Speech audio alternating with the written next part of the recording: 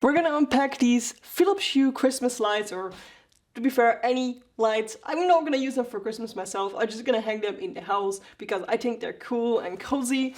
But you can use them for your Christmas tree if you want. You can use them indoor and outdoors. Break the seals. Oh, okay. It says out of the box on the Philips Hue app, add the lamps and then add them to the Christmas tree. So they recommend adding them first in your Philips Hue app and then adding them to your Christmas tree or your bouquets or anything you're gonna use them for. Alright, we can see these are the lights. These are 250 of them. You can get different versions. This is another one you can put in a power socket, but we're gonna get that end in a second. This is where it says the serial code and everything like that. It is really nicely wrapped together.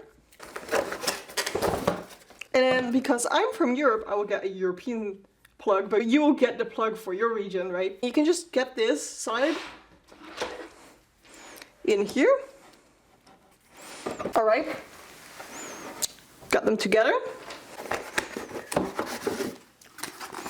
Doesn't seem like it has a warranty or any other instructions in here. So the only thing you need to do right now is plug these into a power socket and then add them to your app. So just open a Philips Hue app and add a new light, and then you can add these. So let's see how they look like. So this is how they look like out of the box. They're just gonna start changing colors. They're gonna kind of be disco-y. Now they're yellow, but they were purple before. Like they just rotate through. They look like they're, I don't know, zigzaggy, but if you pull them out, you can see they're just a row.